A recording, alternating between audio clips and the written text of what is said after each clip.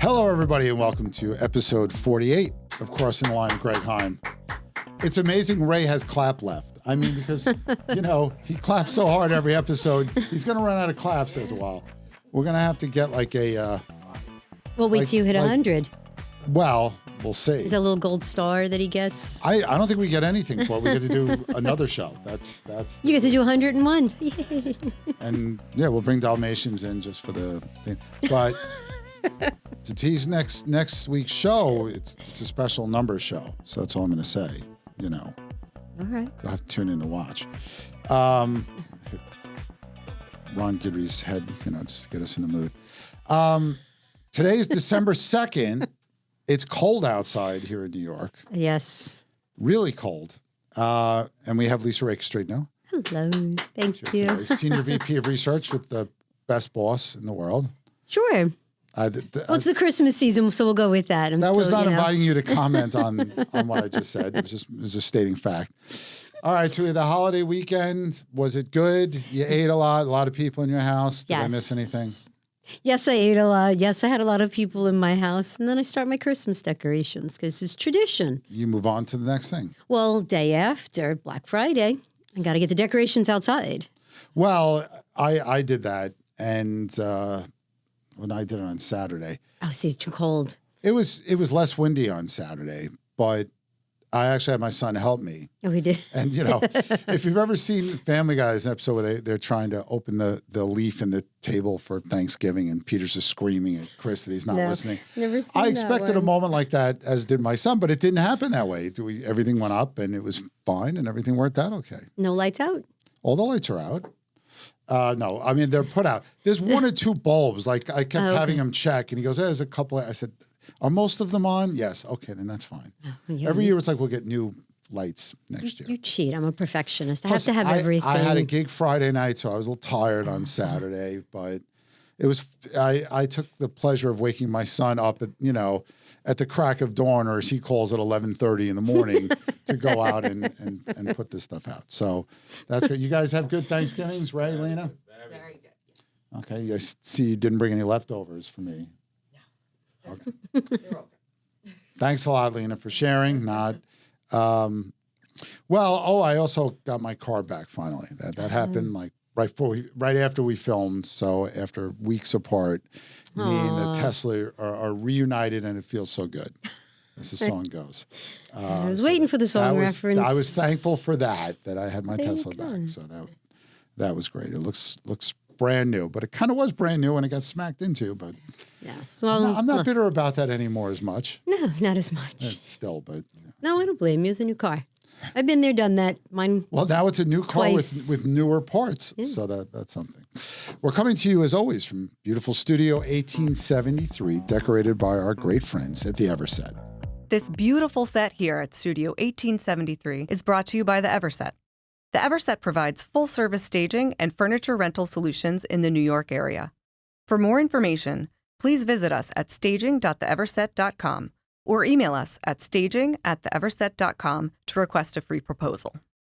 All right, we're back. Now, we have some big news. Well, I was teasing a little bit before about Black Friday. Right, so that's my traditional day. You know that I worked in retail, so I avoid the stores. So did I. So did everybody in this room, I'm assuming, at some point. Right? All right, well, I did 12 years of it, and I had to that's your fault. Be in the store at 6 o'clock day after Thanksgiving one year. So I refuse to go anywhere near the stores, though now I do break down and I do a little online shopping. And I was shocked. $10.8 billion. You spent that much money? No, I wish I had that much money. No, that's how much in sales this year. And it's almost double the 2017 number of about $5 billion. So it's more than double, actually. Yeah, more than double. More than double. I mean, I don't think that's a shock. I think the bigger shock people have is that people still go to stores to the extent that they do. Now, they didn't so much. No, I was just going to say 55% mobile devices. Well, I think that what went against the in-person was that a lot of these sales started early. Yes. You didn't have to wait for Black Friday or Cyber Monday to get great deals online. They started them. I bought a whole bunch of stuff. I did too before Thanksgiving. All guitar related, of course, but I bought a whole bunch of stuff. See, I Christmas shopped. See, some of us thought of others. They're gifts for myself. You thought of yourself. No. I'll think about them later. Well, I'm basically done then with Christmas shopping, actually, which is kind of good. So I will not be contributing into the Cyber Monday or future retail sales. I may buy something today. Just since you're not, I got to even it out. Just to even it out, okay. But yeah, and you know the amount of money that people are spending still seems to astonish us all. It's staggering, right? yeah, it's staggering. And all right, we got any other cool numbers from that article, or is that the gist of it? No, that was the gist. And then retail Okay. sales for the year are up 2.4%, I think. Well, see, this is No, 3.4, sorry, 3.4. you know, people said they were going to spend more this year on holiday shopping, and we'll see what when they total up everything from all the different days they have. Right, the whole holiday I don't know what season. Tuesday's called. It's like Nothing Tuesday or Meaningless Tuesday, or No. it's what? Something for the airlines now. The airlines took that. They took Tuesday. Oh, did they really? Do you have to book a day in advance? I don't mean a day in it. I mean pick the day before someone else takes it. That's cool. I did not know the airlines did that. Yeah, I just heard about it recently. Yeah, haven't heard of that. Well, airlines have been getting a little bit of heat lately. I didn't want to, wasn't thinking to mention this, but they're being investigated for the fees they're charging for people to select seats. So, Well, they charge a fee wherever they're allowed. I mean, now this is why people have try to get all their bags overhead. This is with the seat picking amounts to billions of dollars every year. And when something's billions of dollars every year, it's going to get noticed. Yeah, that is true. So we got that. That was the latest data. But more importantly, for economic policy, we got our favorite, well, it's not our favorite, but the PCE report, which is personal consumption expenditures. Actually, the report has a much longer name than that. It's actually really about personal income and outlays, as they call it. Right. Buried in there are personal consumption expenditures, also known as stuff me and Lisa and Ray and Lena bought. That's the economist term. It makes spending and shopping not sound exciting when it's personal consumption expenditures. Right. It's like, yeah, okay. I like just retail therapy personally. I just call it buying stuff. I don't know.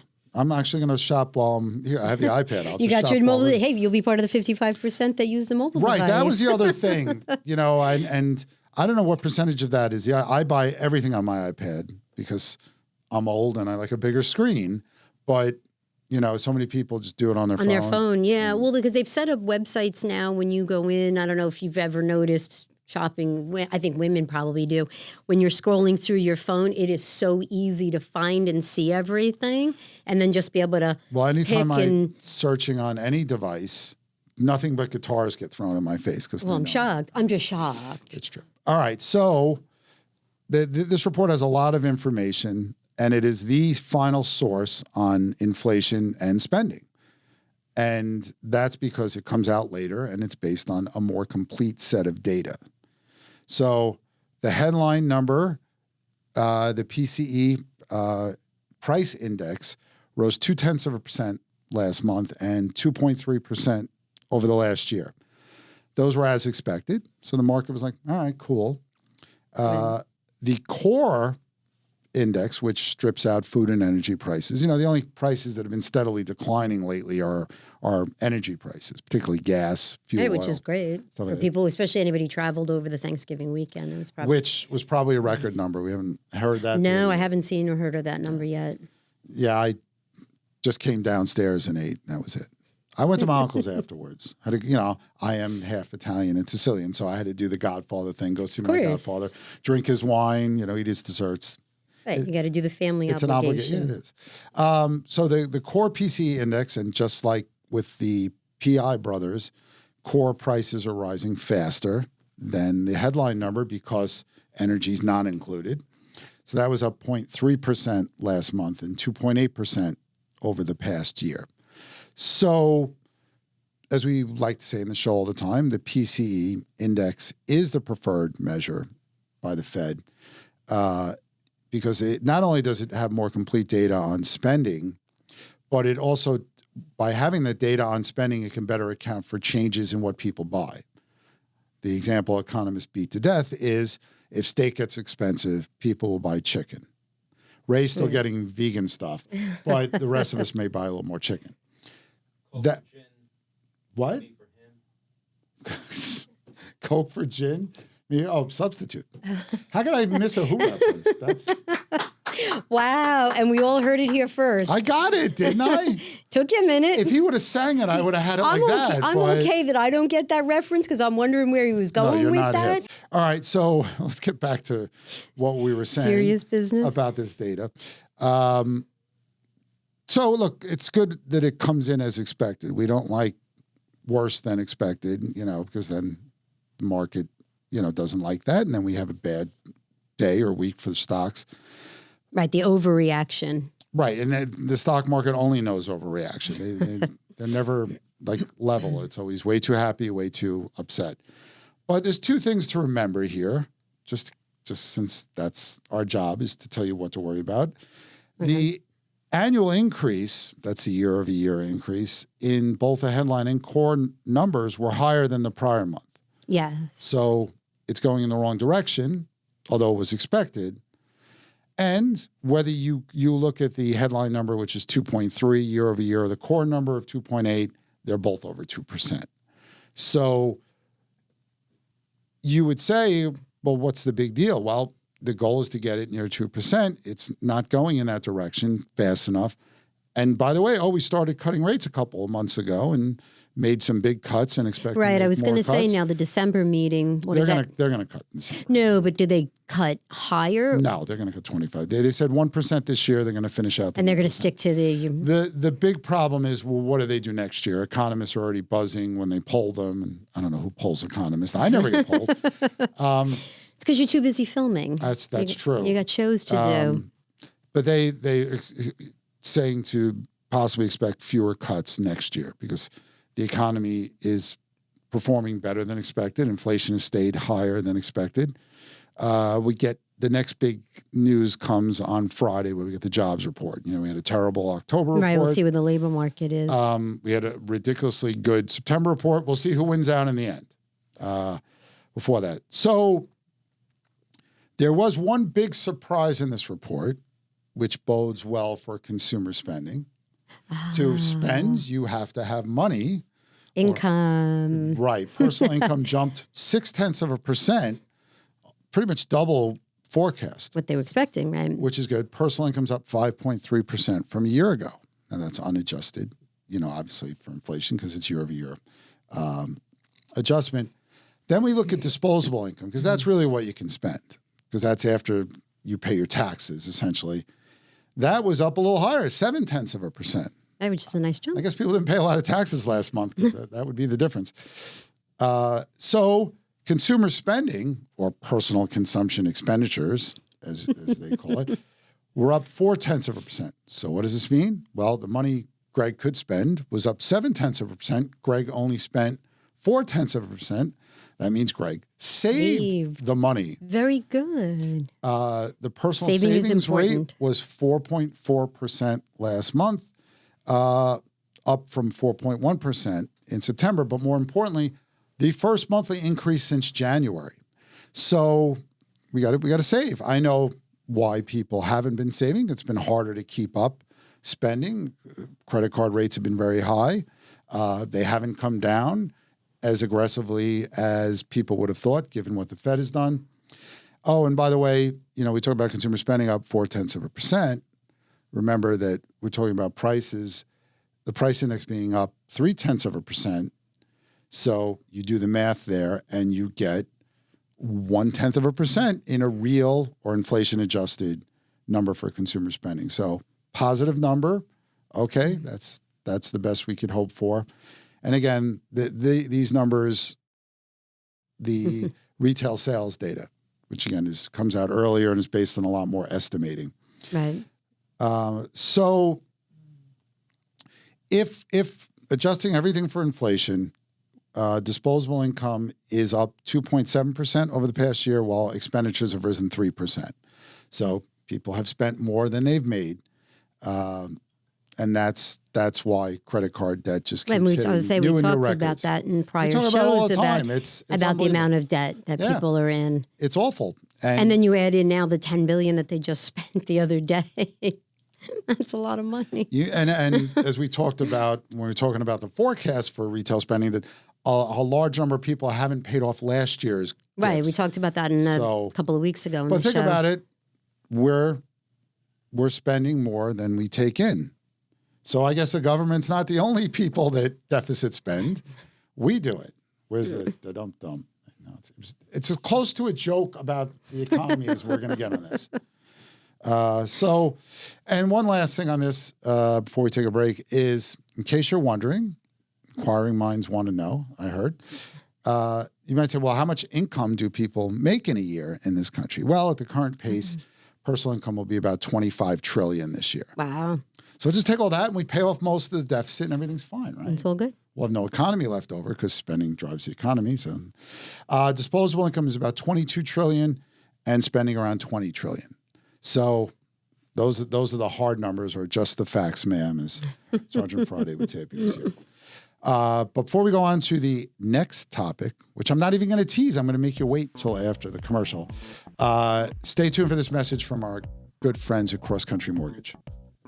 Your dream home is closer than you think. I'm Scott Nadler, VP of Mortgage Lending at CrossCountry Mortgage, and I'm here to get you the perfect loan to match your perfect home.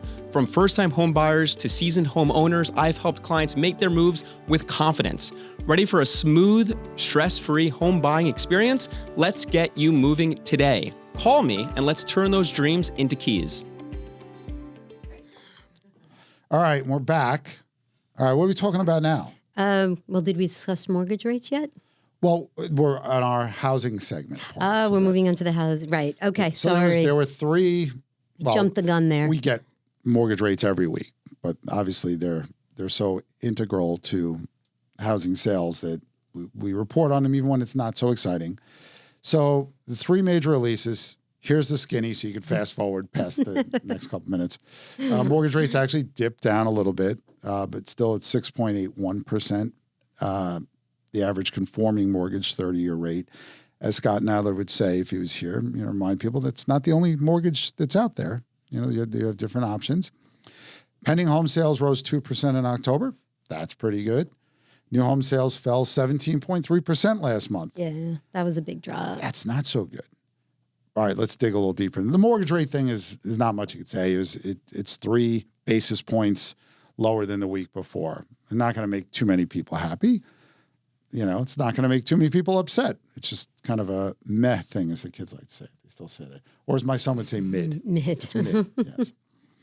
All right, so the pending home sale increase, and pending home sales are based on signed contracts, right, not closing. So there's sort of the what's happening now thing. The fact that they're up is good. It wasn't a large jump, but remember that rates started rising in October aggressively. Now, the majority of people that signed contracts probably got their mortgage when the rates were lower in September. Remember, we were talking about below 6% rates right around the corner, and then October happened. And then they didn't go in the right direction. Not terrible. That was awful. It's something to scare us before Halloween even hit. But, I guess it's a sign that, there is more inventory out there. Buyers have more choices.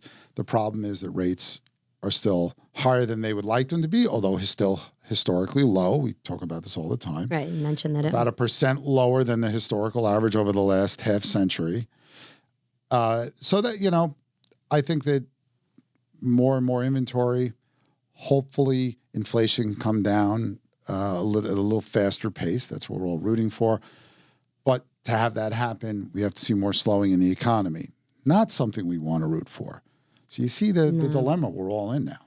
So it's very hard.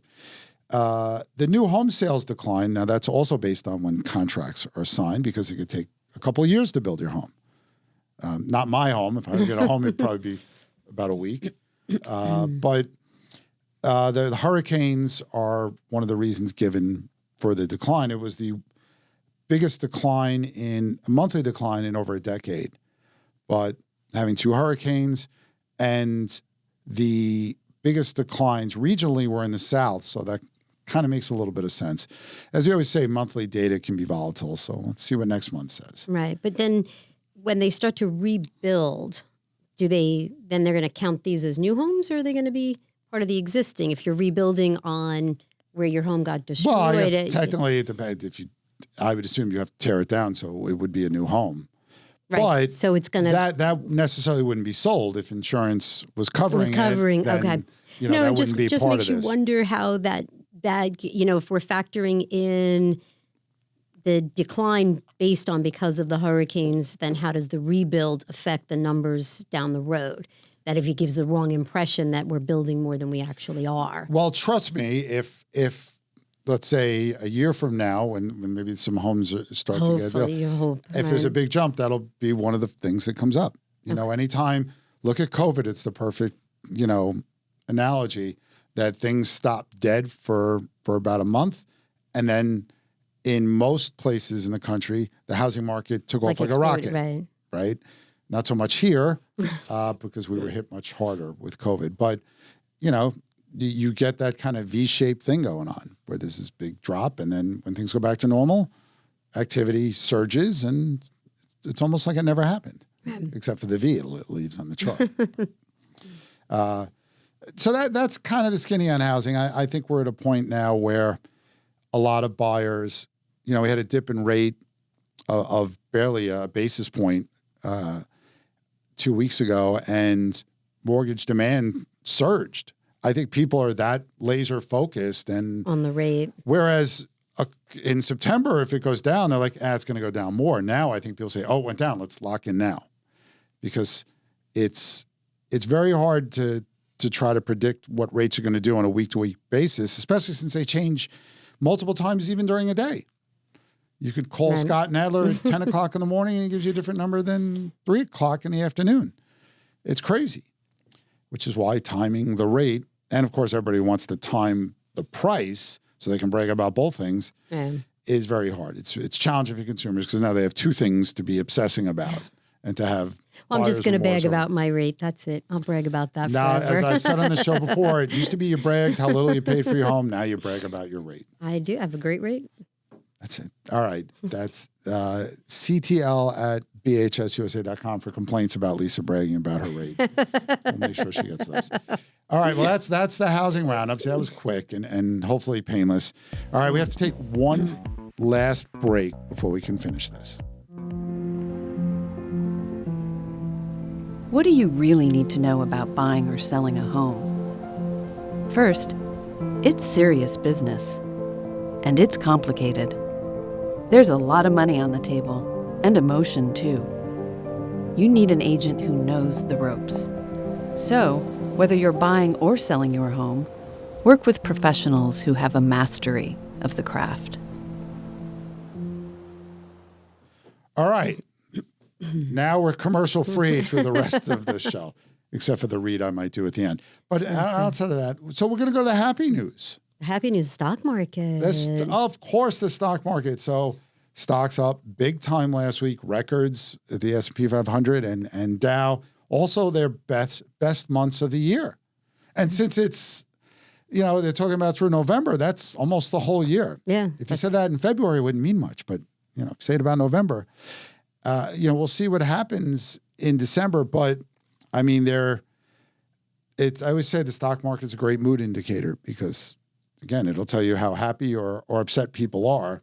Right now, people seem to be pretty happy, even though there are reasons to be a little bit concerned, with inflation not coming down quickly enough for mortgage rates to change dramatically.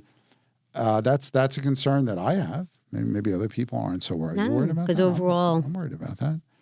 Maybe because we work in real estate, but I think that's part of it. We talk about the consumer holding on, but apparently big increase in income last month will help fuel that holiday spending. Yeah. So email your gift certificates you want to send to us. So that was one sign that consumers are feeling good about things. Then we got consumer confidence, and it's its highest level since July of 23.